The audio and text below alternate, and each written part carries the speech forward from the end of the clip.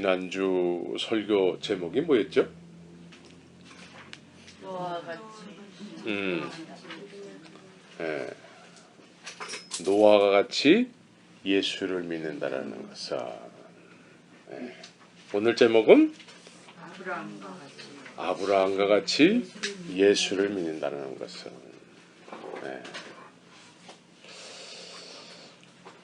노아는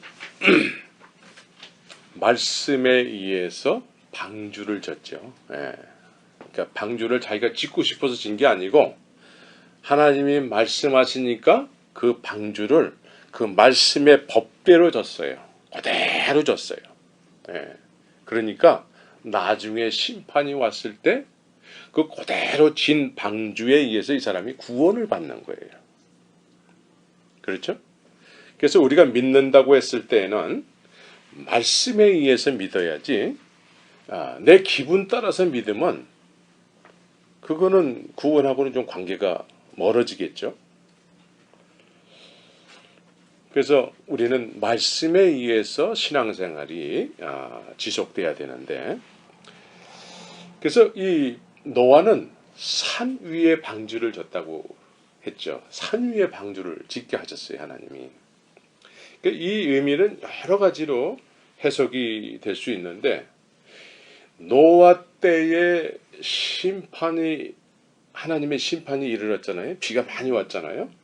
그런데 그 심판을 하나님은 노아가 방주 짓기 전에 이미 보셨어요.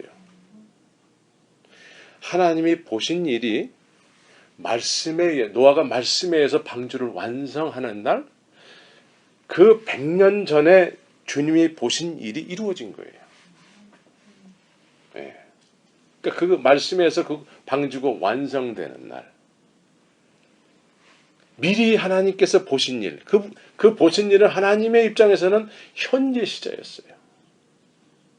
그래서 우리가 신앙생활할 때 구원받았다고 했을 때는 말씀에 의해서 믿을 때에 그것이 구원이 이루어지는 거지, 말씀 믿는다고는 하지만 말씀하고는 별로 관계없이 그냥 그렇게 신앙생활 한다 그러면 그건 많이 생각해 봐야 돼요.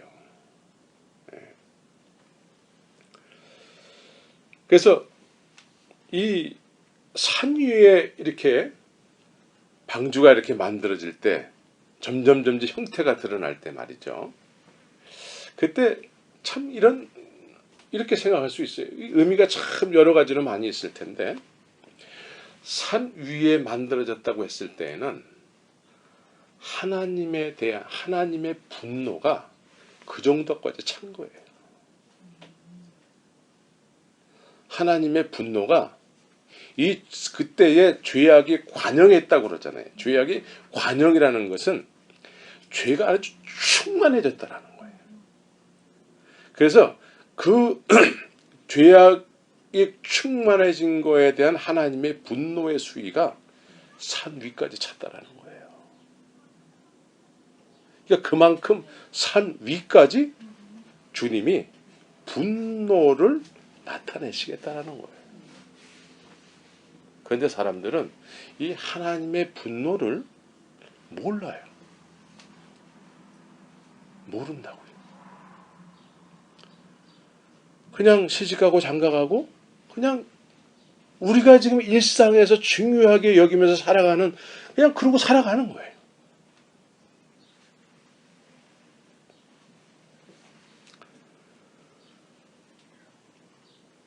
그래서 하나님의 분노의 수위가 이제 노아에 의해서 방주가 완성되어졌을 때에 그때 심판이 임하는 거예요. 그래서 이런 비슷한 상황이 지금 이렇게 전개되는 것이 뭐냐면, 지난 목요일인가 그 동성연애가 이제 합법화됐잖아요, 미국에서. 그러면 우리는 이 정말 해괴망측한 법들이 자꾸 만들어지면서 이 죄의 관영한 수준이 자꾸 올라가는 거예요, 지금. 그렇죠? 이 수위가 하나님의 분노의 수위가 지금 자꾸 올라가는 거예요.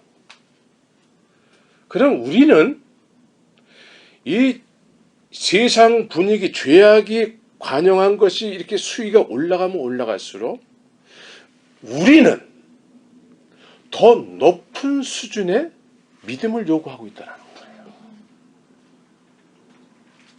예? 우리는 세상 수위가 올라가면 올라갈수록 우리는 이들이 따라오지 못하는 저 산 꼭대기에 이르르는 그런 말씀에 의한 삶이 요구되는 시대라는 거예요, 지금. 이해가 되세요? 예. 그래서 이 말씀에 의해서 구별된 삶이 더 퀄리티가 더 높아져야 되는 거예요. 우리 저 산 꼭대기에서 살아야 되는 거예요.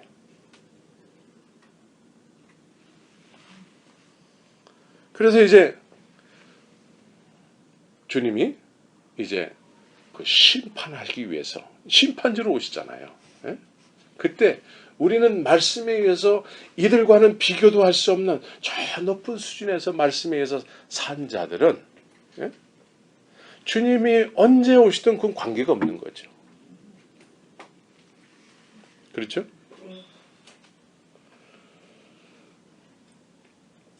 그래서 지금 이 죄악이 관영하는 수준이 수위가 자꾸 올라가는데 여기에 크리스찬들이 그냥 묻혀버린, 그러니까 크리스찬이라고 하는 사람들이 자꾸 묻혀버린단 말이에요. 네. 묻혀버려서 이들과 같은 수준이 돼버리는 거예요. 그 수위 안에 묻혀버리는 거예요. 네. 그래서 교인들이 자꾸 교회를 가다가 떨어지고, 믿는다고 하는 사람들이 이제 주님이 뭐 이런 것까지 이렇게 허락하실 때에는 뭐 하나님이 안 계신 것 같아 해가지고 막 자꾸 떨어진단 말이에요. 그런데 우리는 노아처럼 저 산꼭대기 위에다가 말씀에 의한 영적인 방주를 져야 되는 거예요. 그것이 우리에게는 구원의 증거가 되는 거예요. 그것이 우리가 그 말씀에 의해서 정말 하나님 보시기에 의롭다 여김을 허락하시는 날. 우리는 이미 의롭다 여김을 받았기 때문에 의롭다 여김 앞에 우리가 살아가는 거예요. 그래서 주님이 오셨을 때에 우리가 넉넉히 심판은 구원과 멸망이 동시에 이루어진다고 그러잖아요. 그때 우리는 넉넉히 주 앞에 들림을 받는 자들이 되어야 되는 거죠.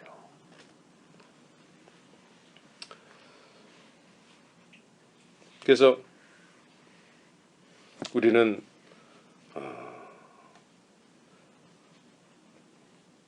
죄의 수위가 높아지면 높아질수록 우리는 더 분명한 믿음의 반석 위에 세워진 사람들이 돼야 돼요.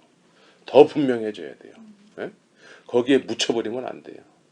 그 동성연애 법에 대해서 과거에 막 이렇게 교회에서 그거를 이렇게 반대하고 교단에서 또 이렇게 반대하고 막 그러던 사람들이 반대하던 사람들이 숫자가 자꾸 줄어들더라는 거예요. 자꾸 줄어들어. 네. 그러니까 거기에 휩쓸려 버린다는 거예요. 우리가 지금 이런 시대에 살고 있어요. 이게 굉장히 심각한 건데 노아에게 이 하나님의 말씀에서 방주를 짓고 그 심판을 준비하는 것은 노아에겐 굉장히 심각한 일이었지만 다른 사람들은 별로 심각하지 않아요. 어제를 살았으니까 오늘 살고 오늘 살았으니까 내일 살면 되지. 이러고 그냥 사는 거예요. 그러나 하나님의 말씀에 의해서 신앙생활하는 사람은 이 시대를 분별해야 되는 거죠.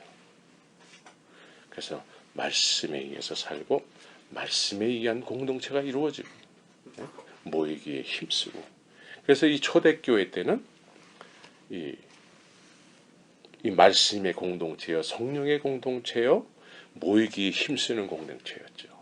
그래서 서로가 서로에게 도전이 되고 이런 공동체가 우리도 이루어져야 될 줄 믿습니다.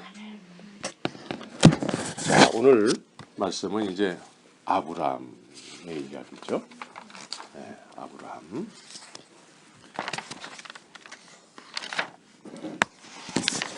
언제나 마이크만 탁 잡고 이렇게 녹음이 자연스럽게 이루어질까.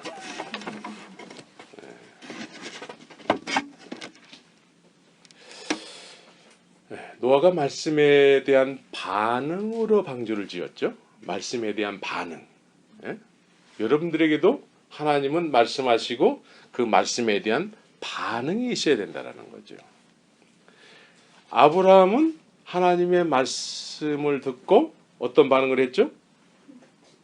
예. 본토 친척 아비 집을 떠났다라는 거예요. 예.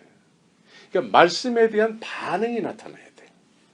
살아있는 자는 하나님 앞에 살아있는 자는 살아있는 말씀이 선포됐을 때에 거기에 반응하겠죠.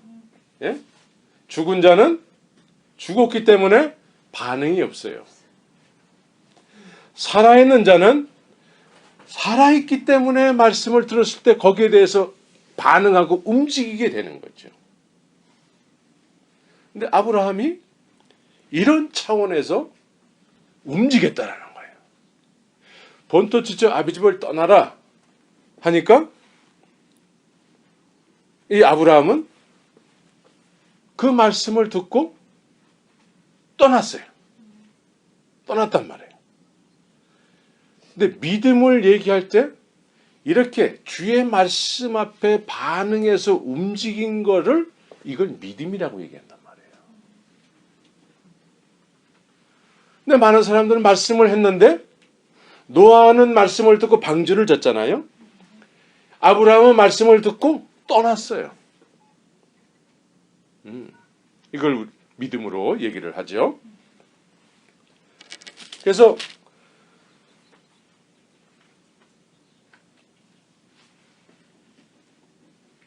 3절에 보니까 성경이 무엇을 말하느냐? 아브라함이 하나님을 믿음에 그래요. 하나님을 믿음에. 예. 하나님을 믿었다라는, 여기서 믿었다라는 것은 도대체 어떻게 믿었다라는 걸 얘기하는 거죠? 이것은 아브라함이 하나님을 믿음에, 이 말씀은 말씀을 듣고 그 말씀에 의해서 움직였다라는 거예요. 예? 하나님을 믿으니까 움직였다라는 거예요. 하나님을 믿으니까 그 말씀에 의해서 움직였다라는 거예요. 하나님을 믿으니까 그 말씀에서 방주를 만들기 시작했다라는 거죠. 예. 그래서 이 아브라함은 듣고서는 그 본토 친척 아비 집을 떠나서 이제 주의 말씀을 쫓아서 신뢰하면서 그렇게 살기 시작했다라는 거죠. 그래서 보통 믿음의 사람들은 그 시대마다 다수가 행동하는 행동들이 있었지 않습니까? 그런 행동보다는 유별나게 다른 행동을 해요. 다른 행동을. 다른 사람들이 막 다 하는 그 행동을 쫓아서 하지 않고 살아있기 때문에 주의 말씀을 듣고 그 주의 말씀을 쫓아서 행동을 해요. 남이 어떻게 살든 나는 주의 말씀 앞에 반응하는 것이 가장 중요하다라고 인식을 하고 그렇게 살아간다는 거예요. 네. 그런데 이제 하나님의 말씀이 없는 상태에서 다른 사람들 이렇게 살아가는데 나는 이렇게 살아간다. 그래서 한번 뭐라 그러죠? 네. 그러니까 좋게 말하면 개성이 있다 그러고, 네. 그리고 이제 우리가 쉽게 표현하는 걸로는 이제 정신병자라고 그러지. 네? 네, 정신병자. 그러니까 지금 하나님의 말씀 없이 이렇게 살아가면 정신병자예요. 네? 본토 친척 아비 집을 그냥 하나님 말씀 없이 그냥 떠나서 막 사막을 헤매고 그러면은 그거는 굶어 죽는 거죠. 그건 정신병자가 하는 행동이에요. 그런데 아브라함은 말씀에 의해서 그런 행동을 했다라는 거예요. 말씀에 의해서. 말씀을 듣고. 그래서 중요한 것은 우리가 이 말씀에 의해서 뭔가를 해야 된다는 거죠. 말씀에 의해서. 주님도 계속 말씀을 씨 뿌리는 비유에 자꾸 얘기하잖아요. 예. 그래서 이 말씀에 의해서 살아갈 때 그 말씀은 우리 안에서 살아있는 생명의 말씀이기 때문에 반드시 그것이 우리 안에 심겨졌을 때는 반드시 그 말씀에 의해서 뭔가가 나타난다는 거예요. 그리고 그 말씀 안에는 하나님의 언약이 있다라는 거예요. 언약. 하나님이 말씀할 때는 반드시 그냥 말씀하지 않으시고 그 말씀에는 항상 약속이 있다는 거예요. 하나님의 약속이. 그래서 아브라함은 하나님을 믿음에 여기서 믿었다라는 것은 말씀을 듣고 그대로 본토 지쪽 아비 집을 떠나라고 했으니까 떠났다라는 거죠. 그것을 하나님이 의로 여기셨다라는 거예요. 네가 나를 인정하는구나. 네가 나를 신뢰하는구나. 그래서 믿음이라는 것은 신뢰예요. 신뢰 없는 믿음은 가짜 믿음이에요. 그래서 하나님을 믿는다라는 것은 뭔가 행동이 수반이 되게 돼 있는 거예요. 행동이. 그 행동 속에는 하나님을 신뢰하는 어떤 그런 행동이 포함되어 있는 거죠. 하나님을 신뢰하게 돼. 그럼 하나님을 신뢰하면 그것을 하나님은 기뻐하시고 그것을 통해서 네가 나를 인정하는구나. 그래서 의롭다 여겨주신다는 거예요. 의롭다 여겨주신다. 야고보서 선생은 행함이 없는 믿음은 죽은 것, 꽝이라는 거예요. 그래서 아브라함은 이 하나님께서 의로 여기신 바 됐다고 했을 때는 항상 말씀에 대한 움직임으로 인해서 아브라함이 하나님을 인정했다라는 것에 대한 의롭다 여기심을 허락하시는 거죠. 그래서 말씀에 대한 반응이에요. 떠났다라는 거예요. 하나님을 신뢰하면서 그 길을 갔다라는 거예요. 하나님의 눈에 보이지 않지만 그 말씀은 나의 인생을 온전케 하려는 생명의 말씀이기 때문에 그 말씀을 쫓아서 길을 걷기 시작했다라는 거예요. 그러니까 어려운 위기 상황이 올지라도 그 말씀에 순종한 그 말씀이 나를 책임지더라는 거예요. 아브라함을 책임지더라는 거예요.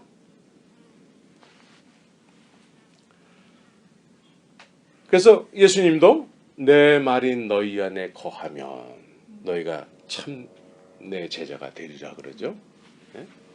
그러니까 말씀이 있으면은 이 말씀이 우리 안에 거하면은 제자들은 어떻게 했죠? 예수님의 제자들이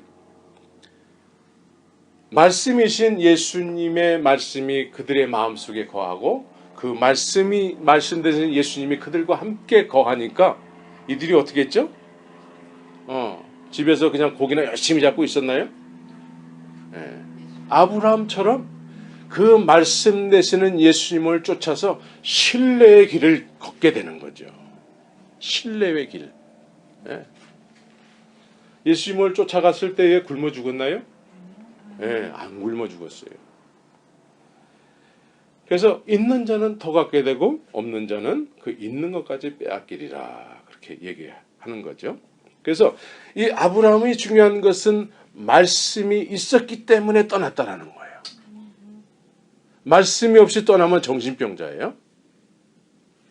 근데 오늘 중요한 것은 이제 아주 중요한 것은 4절 말씀이에요.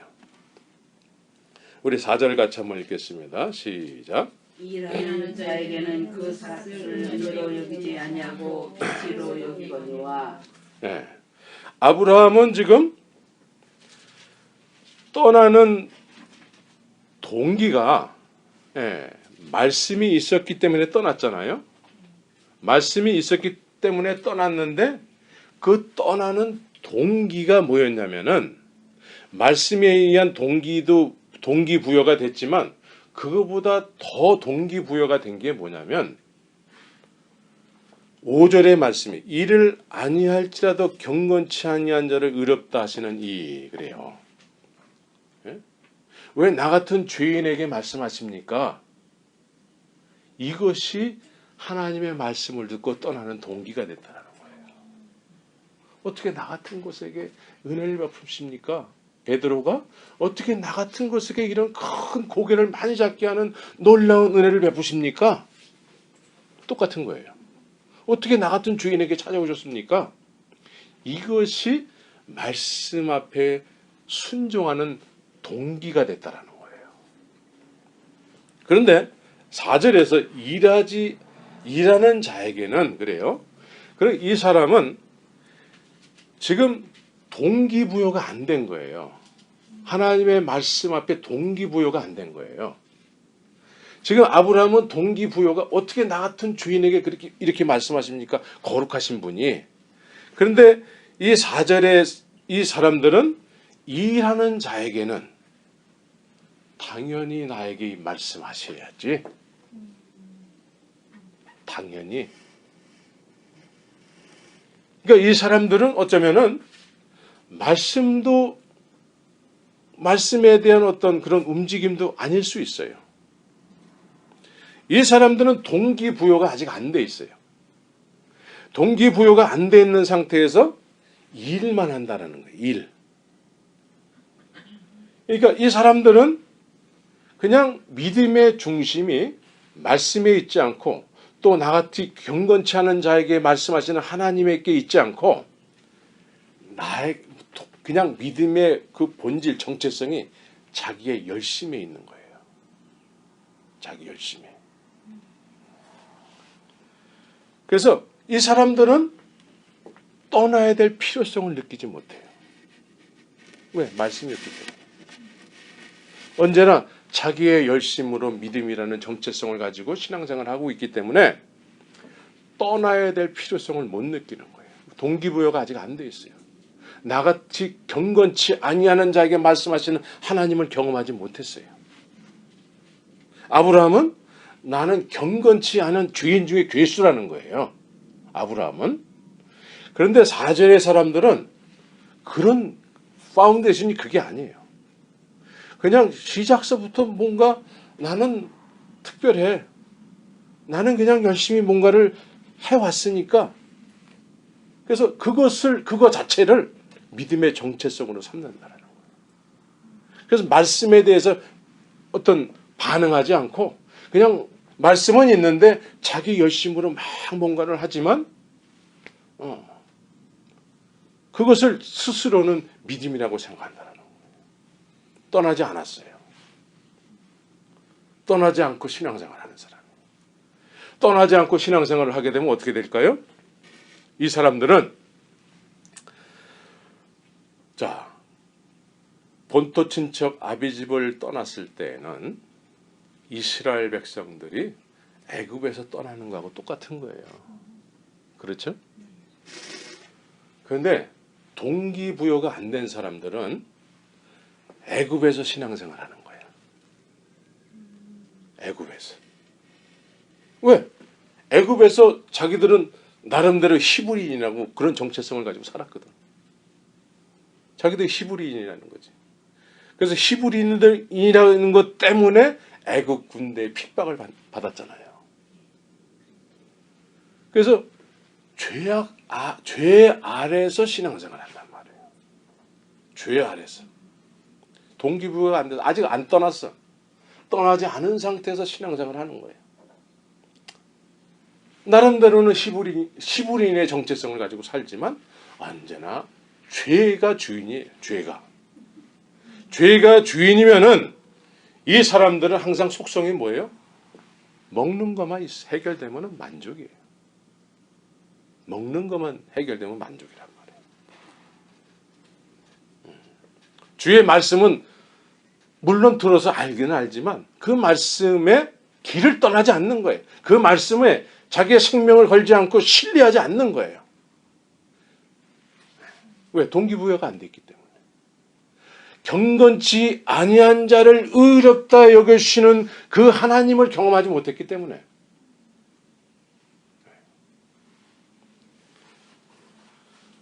그래서 신앙생활을 한다고 하지만 이런 분들의 속성은 뭐냐면 염려와 근심이 끊이질 않죠. 뭘 먹을까 뭘 마실까에 대해서 늘 염려하고 그것 때문에 늘 마음이 다 그것에 빼앗기는 경우가 많이 있는 거죠.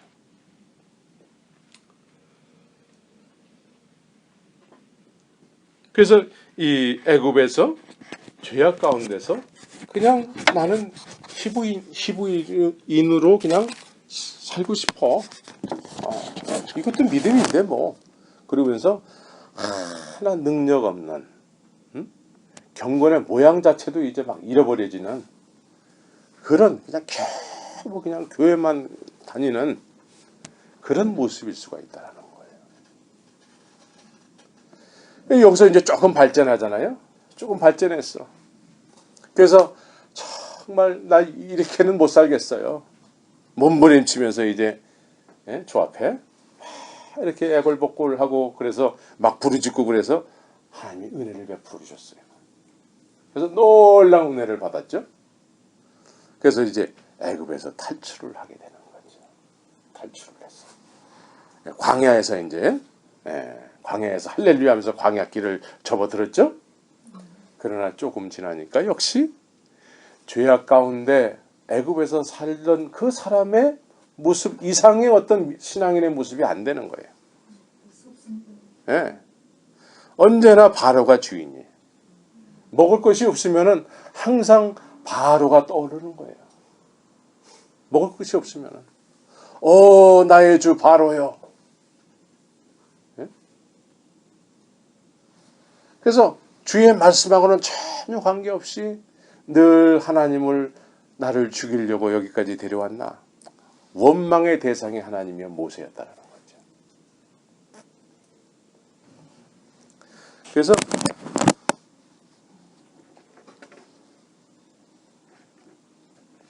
요한복음 6장 27절에 보면은 이런 얘기가 있어요. 요한복음 6장 27절을 한번 보시기 바랍니다.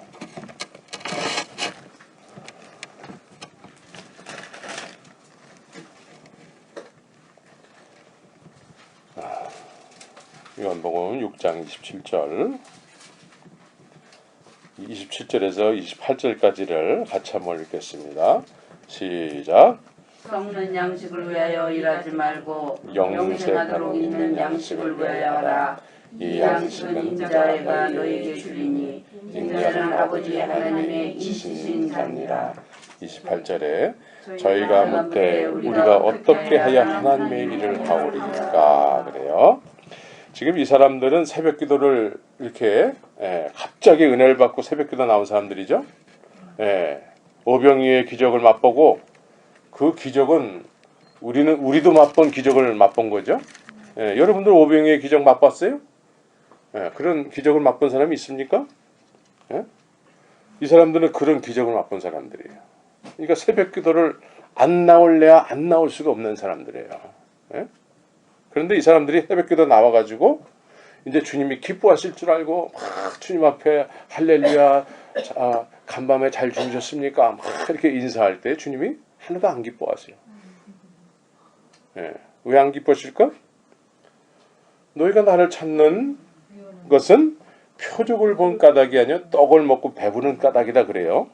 그러면서 그런 썩는 양식을 위해서 하지 말라는 거예요. 그러니까 지금 28절에 저희가 묻되 우리가 어떻게 하여 하나님의 일을 하오리까? 하나님의 일을 하기 위해서 하나님의 이렇게 일을 하기를 원하는데 이 떡을 위해서 한다는 거예요. 떡을 위해서. 예, 떡을 위해서 하나님의 일을 하려고 나왔다라는 거예요.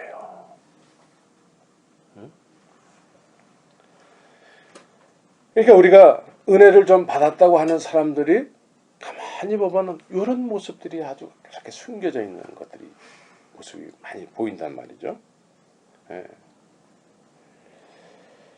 그래서 우리는 일을 아니할지라도 경건치 않은 자를 말씀으로 찾아오신 그 하나님. 이게 우리 출발점이 돼야 되는 거예요. 이게 출발점이 돼야 돼요.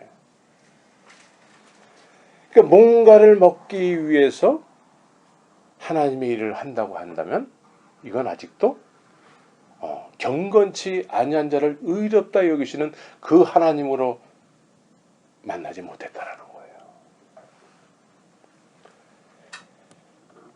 그래서 이 하나님의 본질 가운데 말씀이 곧 하나님이라고 그랬잖아요. 예? 말씀이 곧 하나님. 예. 그래서 이 말씀으로 찾아오신 그 말씀의 결과는 도대체 뭘까요? 그 말씀의 결과. 출발과 결과. 예? 그것이 이제 로마서 4장 8절에 보면은 그 죄를 인정치 아니하실 사람은 복이 있다 그래요. 예? 우리는 지금 하나님께서 아브라함을 바울이 이해하는 바로는 말씀에 의해서 본토 친척 아비 집을 떠났는데 이제 사도 바울은 그 말씀에 의해서 움직인 아브라함에 대해서 그 죄를 인정치 아니하실 사람으로 소개를 하고 있다는 거예요. 그렇죠? 네. 그러니까 말씀의 핵심은 그 죄를 인정치 아니하시는 하나님이라는 거죠. 네. 그래서 그거를 확인시켜주는 그 길을 그 말씀에 의해서 움직였을 때 그 죄를 인정치 아니하시는 하나님으로 확인시켜 준다라는 거예요. 그게 뭐죠? 그게 십자가죠. 십자가.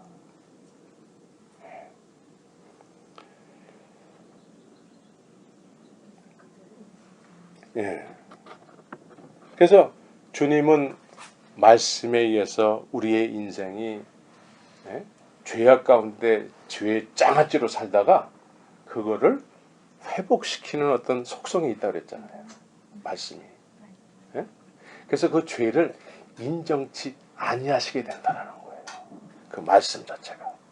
그런 길로 우리를 인도하신다는 거예요. 그러니까 이런 주님의 말씀 앞에 우리가 이제 반응을 하는 그런 삶을 살아야 되고 그 말씀의 길을 떠나야 되는 거예요.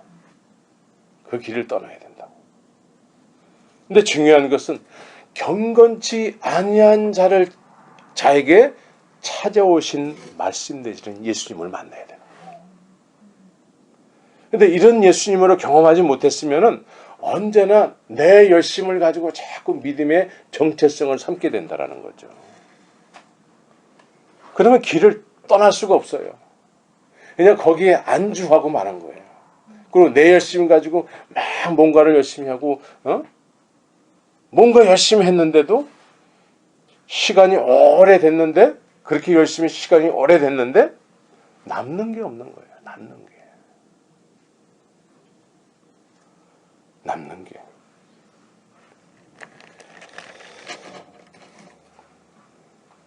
그래서 하나님께서 아브라함에게 말씀하셨을 때에 그 시작이 어땠냐면요. 시작이 약속으로부터의 출발이었어요. 약속. 내가 너를 창대케 하리라. 예? 너를 복덩어리로 만들겠다는. 너는 복의 근원이라는 거예요. 아브라함이. 근데 실제로 아브라함의 때에 하나님의 언약이 이루어졌나요? 뭐가 이루어졌죠? 겨우 이삭 하나 건졌어요. 네. 그리고 나중에 후처 그두라를 통해서 이제 또 자녀를 또 많이 낳긴 했지만 그것은 약속의 아들이 아니에요. 겨우 이삭 하나 건졌어요. 그러면서 이제 로마서 우리가 아까 본문에서 16절 이하에서 이제 우리가 읽은 바죠. 지금 이제 아브라함이 바랄 수 없는 상태가 되어버렸어요. 하나님이 처음에 본토 지적 아비 집을 떠났을 때에 그 시작할 때에 그 약속들 있지 않습니까? 예?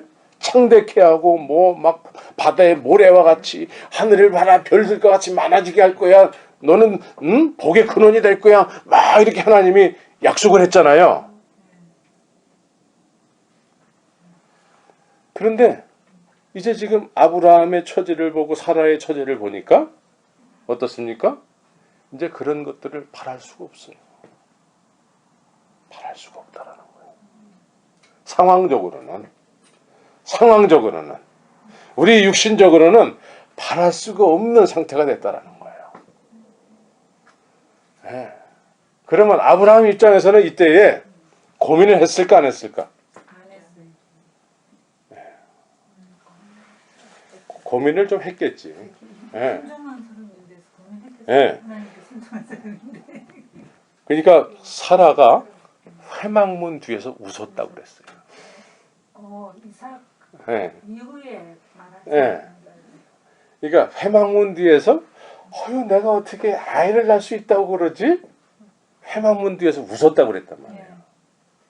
그러니까 고민과 약속이 동시에 막 있는 거죠. 그렇죠? 그러니까 누굴 얘기하는 것 같아요? 예. 난 지난 금요일 날 우리 김 권사님이 이제 그 고민. 예? 보통 사람들 내 나이 정도 돼서 뭐 주의 말씀을 지키면 뭐 얼마나 지키겠어 뭐 이럴 텐데 야 고민을 하시고. 내 나이가 됐어요. 예. 내 나이가 딱 사랑하기 좋을 만나인데 네. 예수님 딱 사랑하기 좋을 만나. 우리에게 고민이 있어야 돼요. 약속은 내가 부여받았는데 그 약속이 잉태가 지금 안 되고 있잖아요. 그렇죠? 여기에 대해서 우리 고민해야 되고 바랄 수 없는 중에 바라야 되는 거예요. 바랄 수 없는 중에 바라야 돼요. 예? 그냥 체념해버리면 안 되는 거예요. 근데 아브라함이 바랄 수 없는 중에 바라고 믿었다라는 거예요. 뭐 우리가 뭐 60이 넘고 70이 넘었다고 그래서 그 젊은 사람들이 하는 거지 뭐. 예, 젊은 사람들이 하는 것이 아니라 우리가 하나님으로부터 인생을 부여받았을 때에는 하나님께서 또한 우리에게 믿음을 허락하시고 말씀을 허락하셨을 때에는 그 말씀 안에는 언약이 있는 거예요. 약속이 있는 거예요. 그래서 나의 믿음의 유산을 넘겨줄 만한 영적인 자녀가 출산이 돼야 되는 거예요. 이 말씀 안에는 하나님의 그와 같은 약속이 있는 거예요. 그 약속을 붙잡아야 되는 거예요. 말씀 안에 있는 약속. 믿습니까? 그래서 우리는 그냥 많은 교회들 중에 또 하나의 그냥 똑같은 교회 의미가 없다고 그랬잖아요. 아브라함은 믿음의 조상이라고 했는데 그 믿음을 쫓아서 후대에 12절에 보니까 4장 12절에 보니까 또한 할례자의 조상이 되었나니 곧 할례받을 자에게 뿐만 아니라 우리 조상 아브라함의 무할례 시에 가졌던 믿음의 자취를 쫓는 자에게도니라 그래요. 우리를 얘기하고 있는 거예요. 우리를. 그러니까 이 믿음의 본질이라는 것은 이 약속의 말씀 앞에 반응한 아브라함을 얘기하면서 그 말씀 안에는 약속이 있다라는 거예요. 그 약속을 붙잡아야 된다는 거예요. 그래서 바랄 수 없는 중에도 아브라함은 그걸 붙잡았다라는 거예요. 그래서 그가 백세나 되어 자기 몸에 죽은 것 같은과 사라의 태에 죽은 것 같음을 알고도 믿음이 약해지지 않았다. 그러니까 여기서 이 믿음이 약해지지 않았다라는 것은 아브라함과 사라가 훌륭해서 믿음이 약해지지 않았다기보다는 믿음의 본질은 우리 안에 뿌려진 생명의 말씀은 약해져야 될 만한 때에도 약해지지 않게 한다는 거예요. 믿습니까? 그래서 여러분들은 이제 얘기할 수 없는 것이 아브라함은 100세요? 사라는 몇 살? 90살. 90살 되기 전까지는 우리가 소망이 있다는 거예요. 영적인 자녀를 이제는 나의 믿음의 결산이 내 영적인 자녀에게 물려줘야 되는 거 아니겠어요? 예? 지금 시대가 동성연애, 과거에 생각지도 못했던 일들이 지금 막 일어나고 있단 말이에요. 그러면 지금 우리가 신앙생활하고 있는 것이 우리 후대에 이어져야 될 텐데 누구에게 이어져야 될까요? 어떻게? 그래서 이삭은 약속의 아들로서 우리에게는 영적인 자녀, 즉 제자가 만들어져야 되는 거예요. 제자가.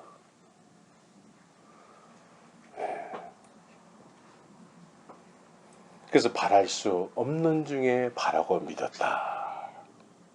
믿음이 이만큼 이 약속의 말씀, 살아있는 하나님의 말씀은 우리 안에서 이렇게 바랄 수 없는 중에도 바라고 믿게 하는 어떤 능력의 말씀이라는 거예요. 아멘. 여러분들이 그 말씀에 의해서 지금까지 왔다면은 앞으로도 그 말씀은 여러분들을 이끌어갈 거라는 거예요. 그 말씀이 여러분들의 삶 속에서 마지막 믿음의 결산을 하면서 이삭과 같이 그런 약속의 영적인 자녀가 생길 거라는 거예요. 그걸 위해서 여러분들이 기도하고 그것을 위해서 붙잡고 열심히 주 앞에 기도로 나가야 되는 거죠.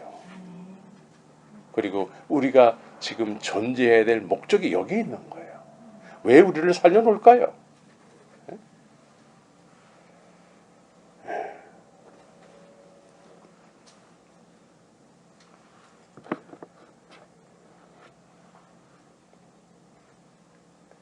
그래서 우리는 이 말씀 안에는 반드시 언약이라는 것이 있다는 것을 깊이 믿으시면서 그거를 내가 붙잡아야 돼요. 그걸 붙잡아야 돼요. 그래서 결국은 그 말씀의 성취가 이삭으로 나타나게 되는 거죠. 말씀의 성취가. 여러분들에게 뿌려진 하나님의 말씀이 누구에게 성취로 나타나야 될까요? 내 영적인 자녀에게 이제 이어져야 되는 거죠. 그래서 그렇게 이어지는 약속이 이제 정말 바다의 모래같이, 하늘의 별과 같이 그렇게 이스라엘 백성들이 막 하나지지 않습니까? 여러분들 한 사람 한 사람이 그런 꿈을 가지시기 바랍니다.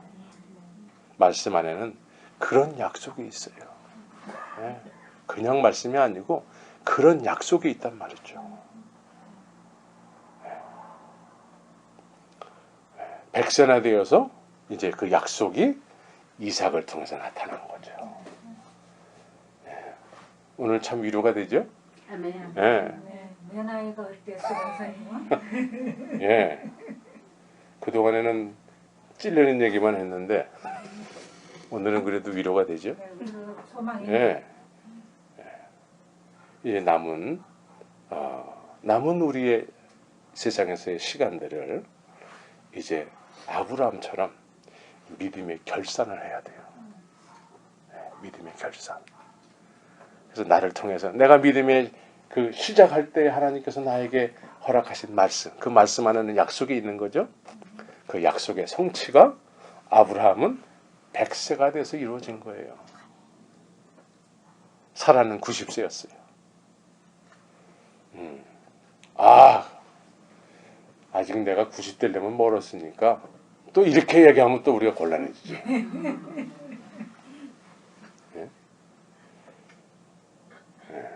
이제는 남은 우리의 시간을 우리에게 처음 허락하신 말씀, 그 말씀에 의해서 나타내야 될 그 약속이 이제 남은 우리의 인생을 통해서 나타내어지기를 예수의 이름으로 축원합니다. 아멘. 같이 기도합시다.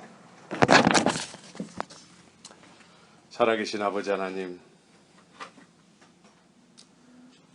아브라함은 주의 말씀을 듣는 순간에 움직이지 않으면 견딜 수 없는 그런 마음이 생겼습니다. 왜냐하면 경건치 않은 자에게, 나 같은 죄인에게 어떻게 말씀하십니까? 베드로에게 예수님이 찾아오셨을 때 베드로도 동일한 마음을 가지고 있었습니다. 그래서 믿음의 선진들은 동일하게 경건치 아니한 자에게 어떻게 나 같은 죄인에게 거룩하신 하나님께서 찾아오셨습니까? 몸둘 바를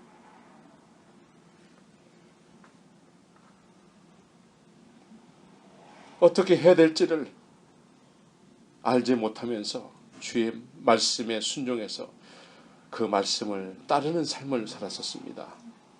우리에게도 이런 동일한 믿음을 통해서 말씀하여 주십시고 그 말씀 안에는 놀라운 주님의 약속이 숨겨져 있는 줄 믿습니다.